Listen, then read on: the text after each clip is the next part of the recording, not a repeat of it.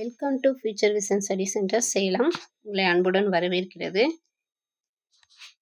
இன்றைய வகுப்பில் நம்ம பார்க்க இருக்கிறது என்ன அப்படின்னா, UG TET BRT Tamil online class அழகு 6 தலைப்பு சிற்றிலக்கியங்கள். சிற்றிலக்கியங்களை பகுதி 3 தான் பார்க்குறோம்.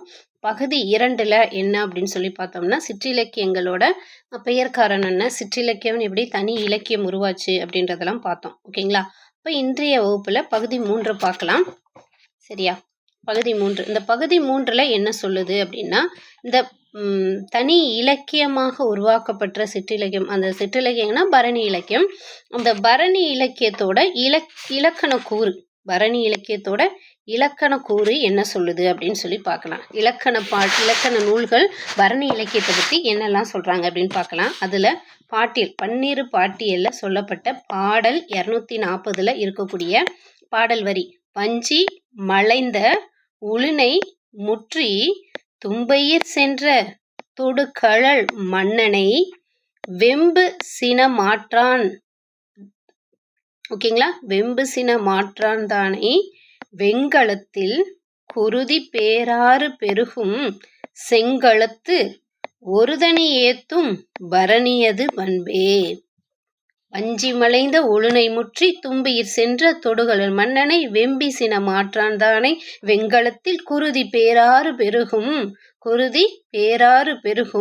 செங்கலத்து ஒருதனி ஏத்தும் பரணியது பண்பே. ஒருகலத்து ஏத்தும் பரணியது பண்பே அப்படின்னு சொல்லிட்டு பன்னிரு பாட்டியல் பாடல் சொல்லுது. எதை பற்றி? பரணி இலக்கணம் பற்றி சொல்லக்கூடிய ஒரு பாடல் வரி. இந்த பாடலுக்கான விளக்கம் என்ன அப்படின்றது பார்த்தோம்னா, இந்த பாடலுக்கான விளக்கம் என்ன சொல்லுது அப்படின்னு சொல்லி பார்க்கலாம். பாடலுக்கான விளக்கம்,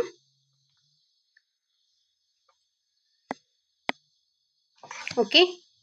வஞ்சி மாலை சூடி போரிட்டு உளுனை மாலை சூடி முற்றுகையிட்டு.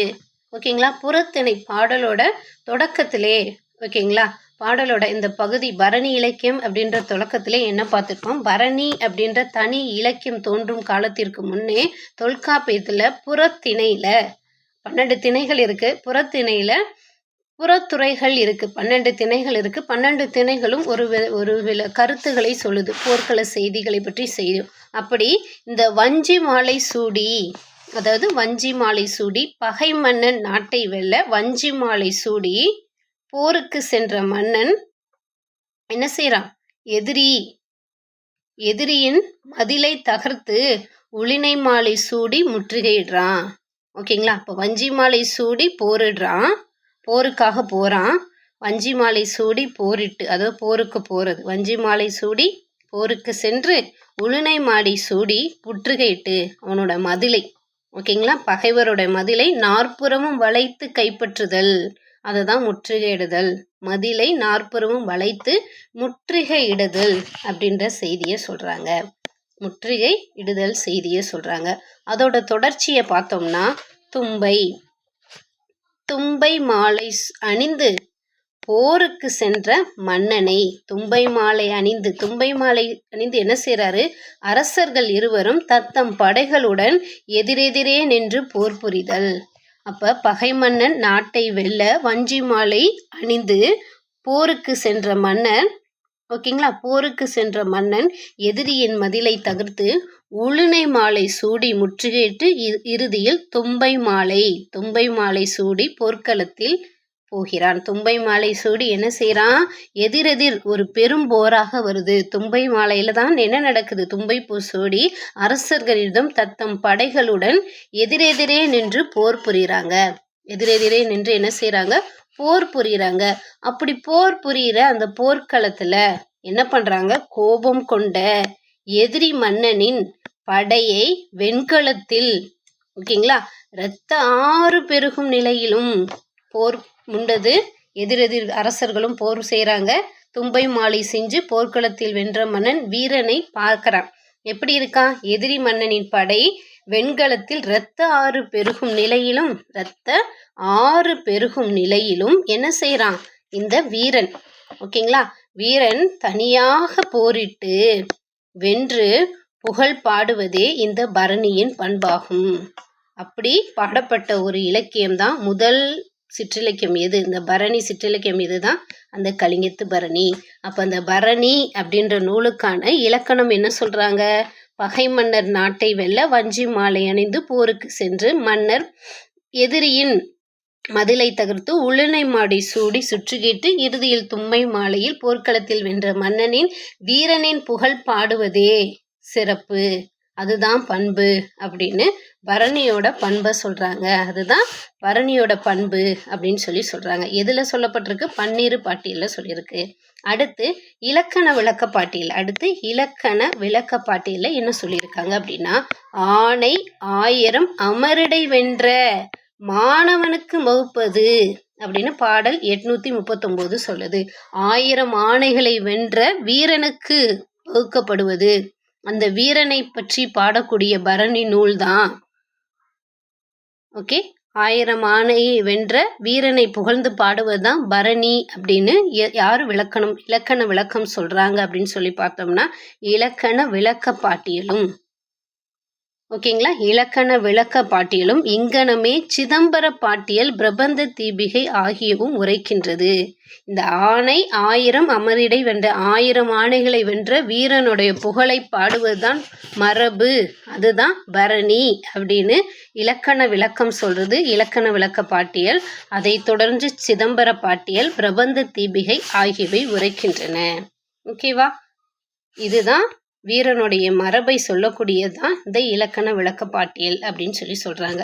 இந்த இலக்கண விளக்க பாட்டியலை தொடர்ந்து வெண்பா பாட்டியலும் சொல்கிறது. என்ன அப்படின்னா, மூண்ட அமர்க்களத்து மூரி களரிட்ட ஆண்டிகையை பாணி ஆய்ந்துரைக்க ஈண்டிய நேரடியாதிய நீண்ட களித்தாளிசையில் ஈரடி கொண்டதாயுடனே அப்படின்னு சொல்றாங்க. மூண்ட அமர்க்களத்து மூரி களரிட்ட ஆண்டிகையை பாணியாய் உரைக்க ஈண்டிய நேரடியாய நீண்ட களித்தாளிசை ஈரடியாய் கொண்டதாயுடனே அப்படின்னு சொல்லிட்டு வெண்பா பாட்டியல்ல இந்த பரணிக்கான இலக்கணம் பேசப்படுது. பேசுது. அப்போ அந்த பரணிக்கான இலக்கணத்துக்கான பொருள் என்ன, பாடலுக்கான விளக்கம் என்ன அப்படின்னா, ஒரு வீரமிக்க போர் நிகழ்வின், அப்போ முண்டா அமர்க்களத்து அப்படின்னா மூரி களரிட்ட அப்படின்னா போர்க்கள நிகழ்ச்சி.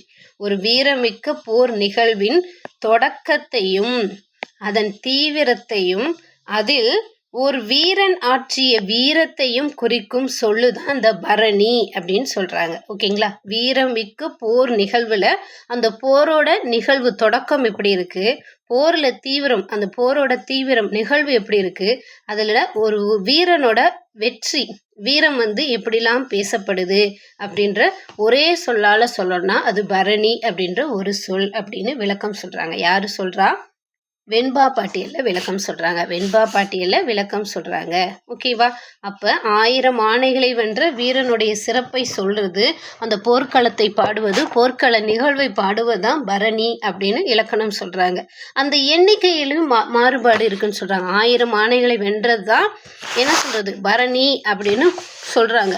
அப்ப அந்த எண்ணிக்கையில வேற என்ன வேறுபாடு இருக்கு அப்படின்னு சொல்லி பார்த்தோம்னா, 7 தலை பெய்த 100 இபமே அடுகளத்தார் பாடுதல் கடனே. இந்த இபமே அப்படின்ற சொல்லுதான் இங்க முக்கியம்.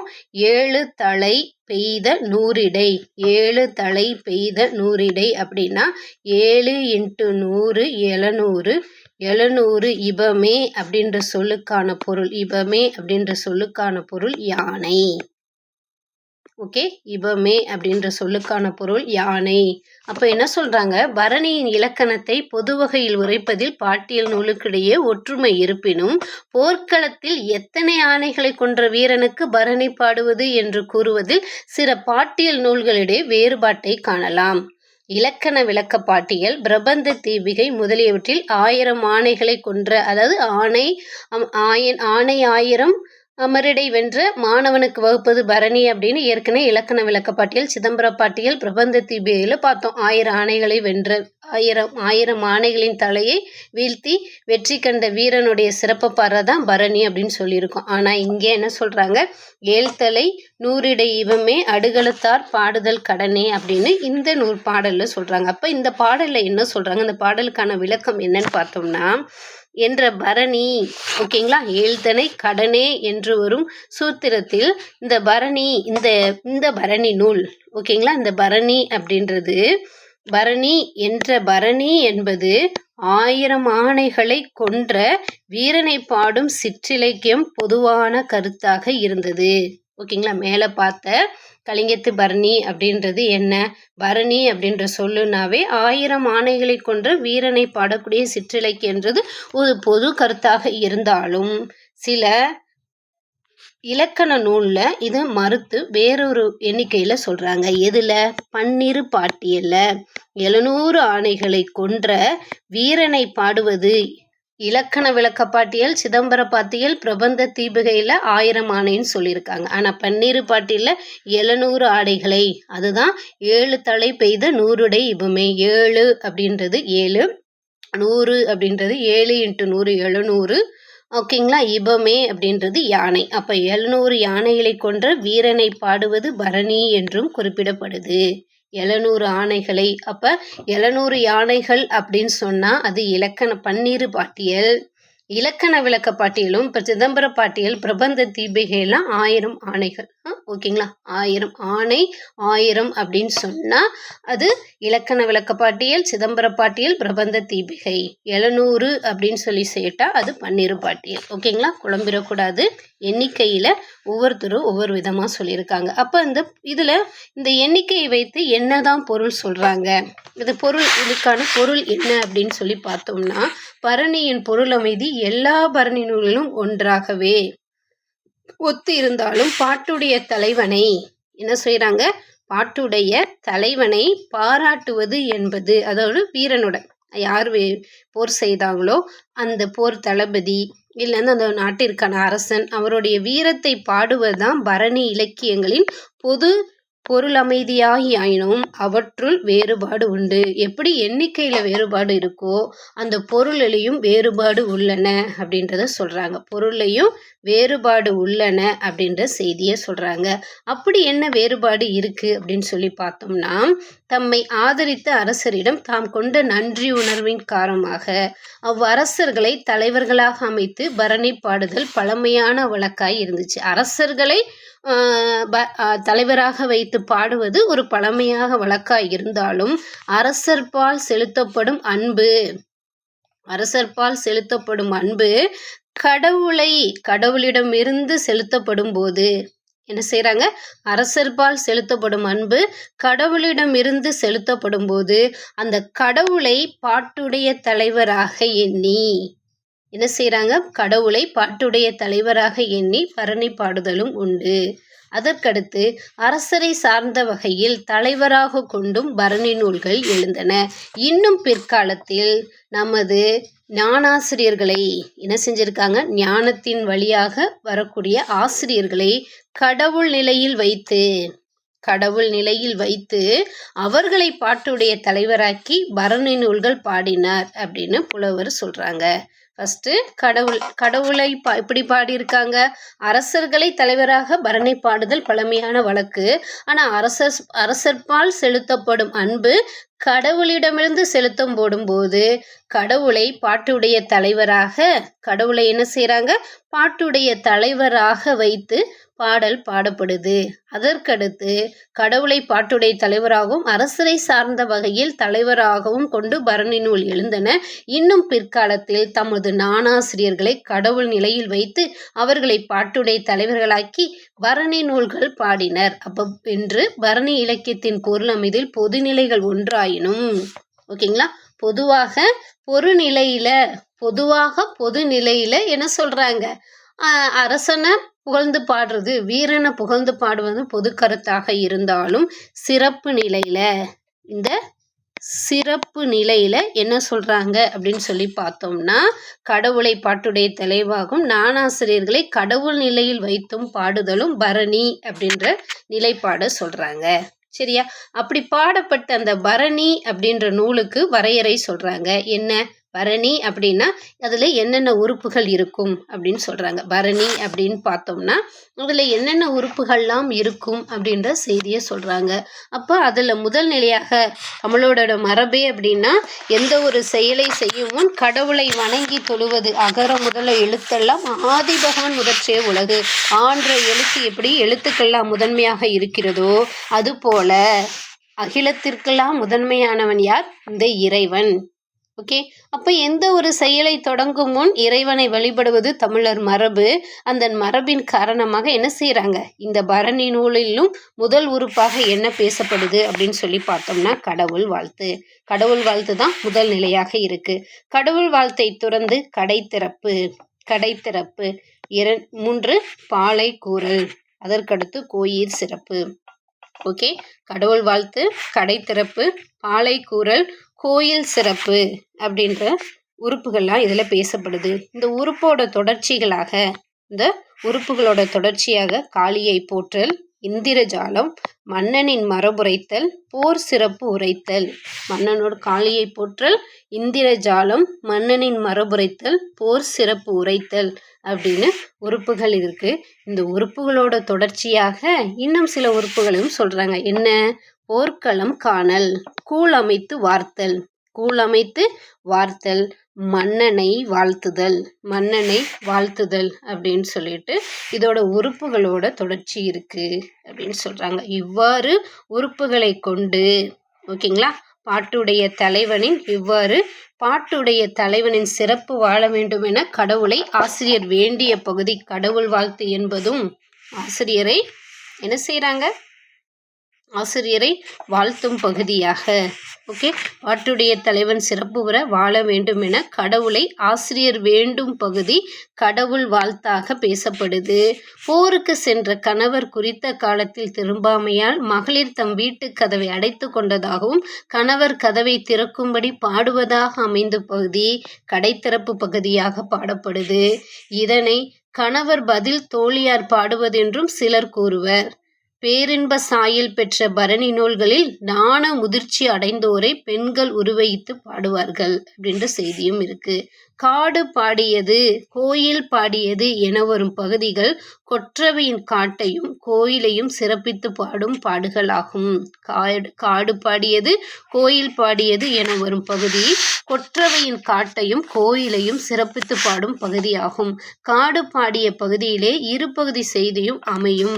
சில பரணியில் பாடப்பட்டுள்ளன. பின்னர் தேவியை பாடியது, பேய்களை பாடியது, இந்திரஜாலம் என பகுதிகள் கொற்றவையின் சிறப்பை, பேய்களின் நகை விளைக்கும் செயல்களையும் நகைச்சுவை மிகுந்த ஒரு பகுதியாக பேசப்படுது.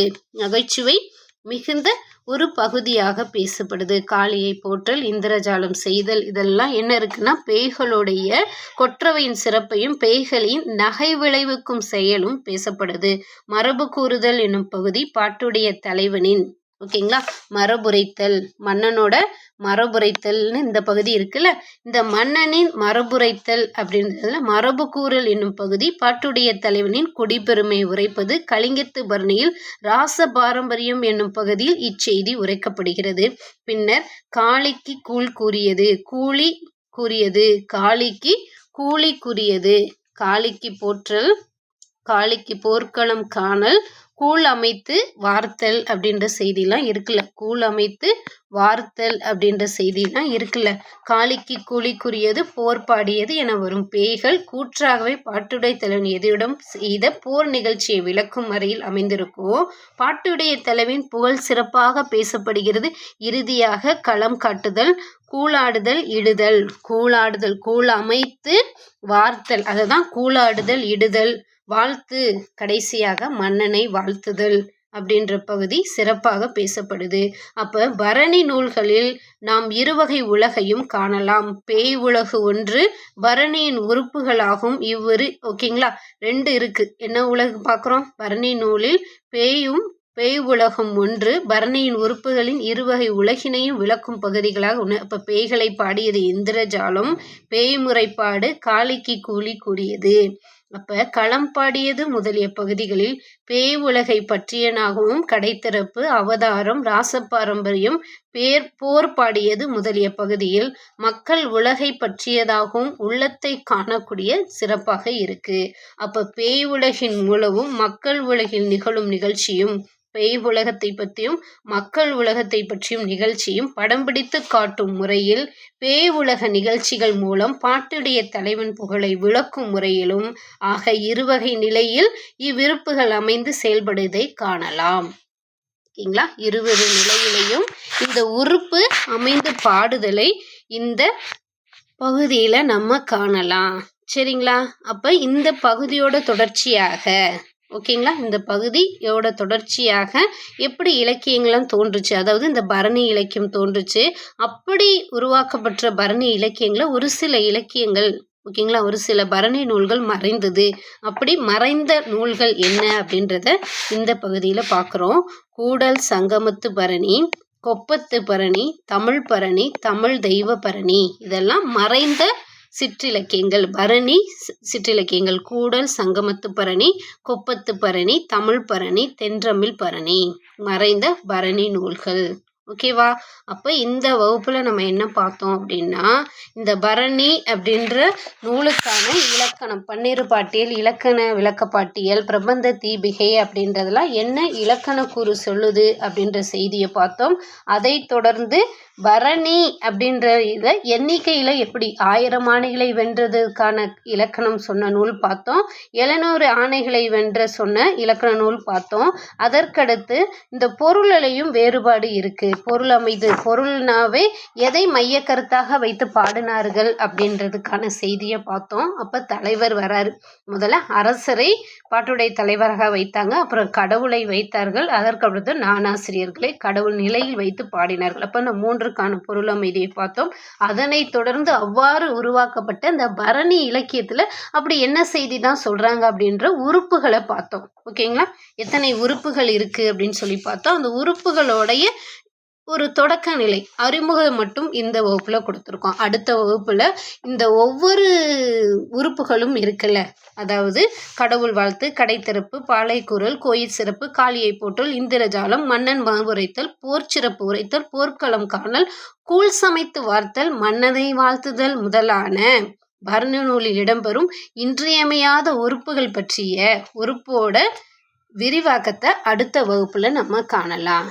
சரியா? அதற்கு முன்னாடி பயிற்சி வினாக்கள் பார்க்கலாம். பயிற்சி வினாக்கள் என்ன? செருகளத்து ஒருதனி ஏத்தும் பரணியது பண்பே. செருகளத்து ஒருதனி ஏத்தும் பரணியது பண்பே அப்படின்ற பாடல் வரி எதுல சொல்லப்பட்டிருக்கு? பரணிக்கான இலக்கணத்தை சொல்லக்கூடிய நூல்ல எந்த நூல்ல இந்த வரி இடம்பெற்றிருக்கு? செருகளத்து ஒருதனி ஏத்தும் பரணியது பண்பே. செருகளத்து ஒருதனி ஏத்தும் பரணியது பண்பே அப்படின்னு சொல்லக்கூடிய நூல் எது அப்படின்னு சொல்லி பார்த்தோம்னா பன்னிரு பாட்டியல். ஓகே, பாட்டியல் நூல்ல தான் இதற்கான விளக்கம் சொல்லப்பட்டிருக்கு. ஓகேங்களா? ஓகே, பாட்டியல் நூல்கள்ல தான் இதற்கான விளக்கம் சொல்லப்பட்டிருக்கு. பாட்டியல் நூல்களை விரிவாக கூறுகின்றன. அப்ப பாட்டியல் நூல்ல வெண்பா பாட்டியலா, விளக்க பாட்டியலா, பிரபந்த தீபிகையா? இப்ப பாட்டியல் நூலில் பாட்டியல் நூலில் பன்னிரு பாட்டியல்ல இதை பற்றி சொல்லியிருக்காங்க. இதில் பன்னிரு பாட்டியல், பன்னிரு அப்படின்ற பாட்டியல் நூலில் தான் இதை பற்றி செய்தி சொல்லப்பட்டிருக்காங்க. செருகளத்து ஒருதனி ஓத்தும் பரணியது பண்பே.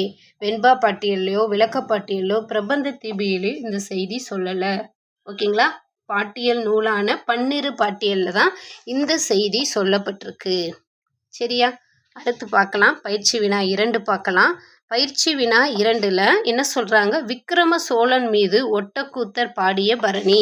விக்ரம சோழன் மீது ஒட்டக்கூத்தர் பாடிய பரணி. நம்ம கடந்த வகுப்புலே பார்த்தோம். சில பரணி நூல்களும் நூலாசிரியர் பெயரும் பார்த்தோம். ஓகேங்களா?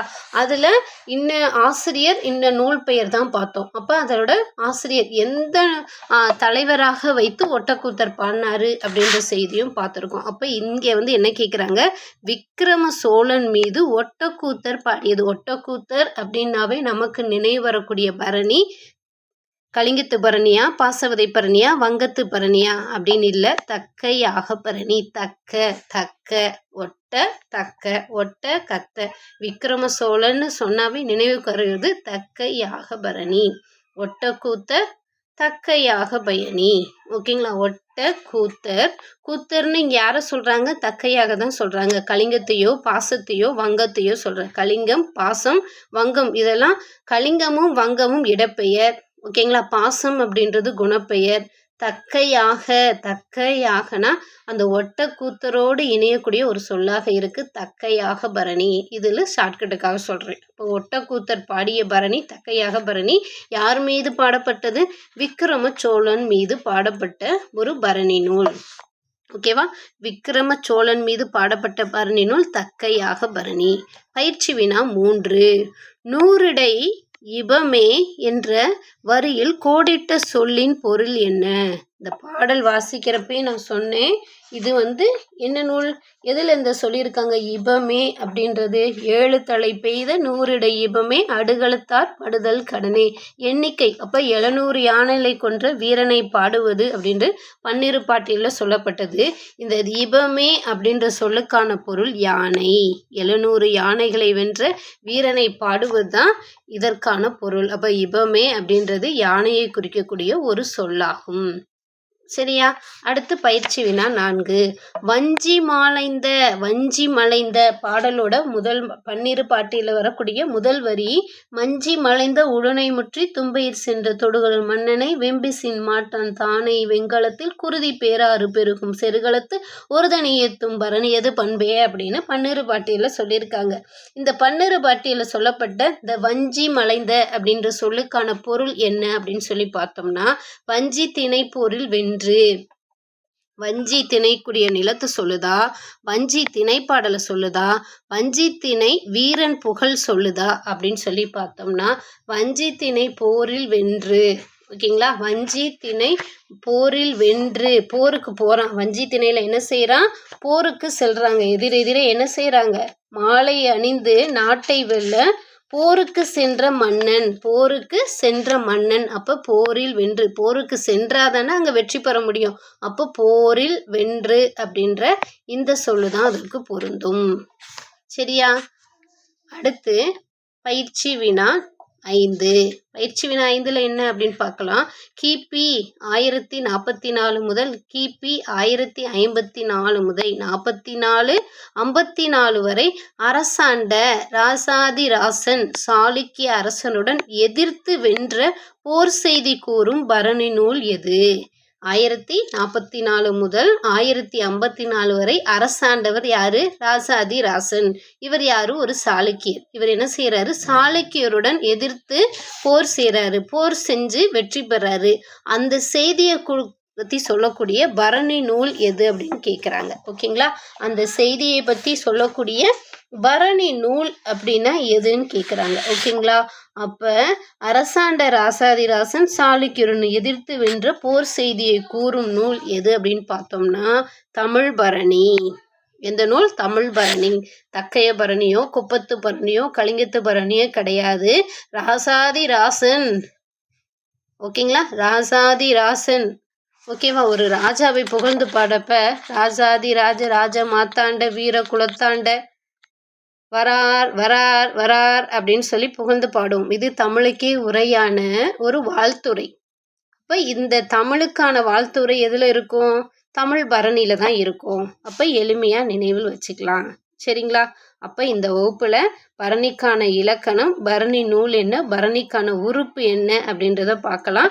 அடுத்த காணொலியில் அழகு 6ல், அதாவது அழகு 6 சிற்றிலக்கியங்கள், அழகு 6 சிற்றிலக்கியங்கள் பகுதி 4ற்கான வகுப்பினை தொடரலாம். இதோட இறுதி வகுப்பான பகுதி 4ற்கான வகுப்பினை அடுத்த வகுப்பில் பார்க்கலாம். சரியா? அடுத்த வகுப்பில் இதோட தொடர்ச்சியை பார்க்கலாம்.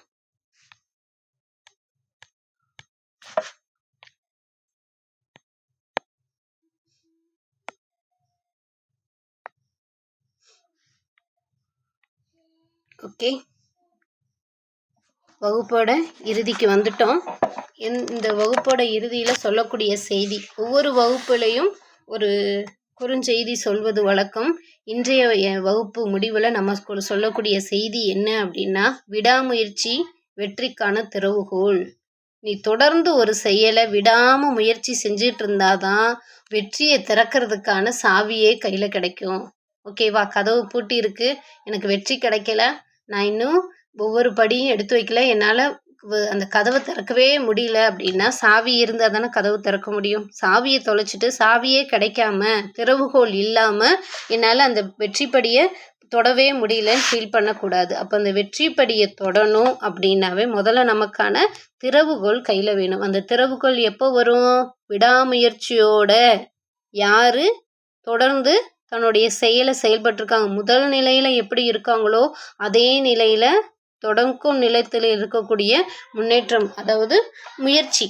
ஓகேங்களா? விடாமுயற்சி ஆரம்பத்தில் எப்படி இருக்கோ இறுதி வரைக்கும் அதே நிலையில் இருக்கும். அப்படின்னு இருந்தால் மட்டும்தான் நமக்கு வெற்றிக்கான திறவுகோல், விடாமுயற்சி செஞ்சாதான் வெற்றிக்கான திறவுகோல் கிடைக்கும், நம்மளால் வெற்றி அடைய முடியும். சரியா? ஓகே, அடுத்த வகுப்பை பார்க்கலாம். நன்றி.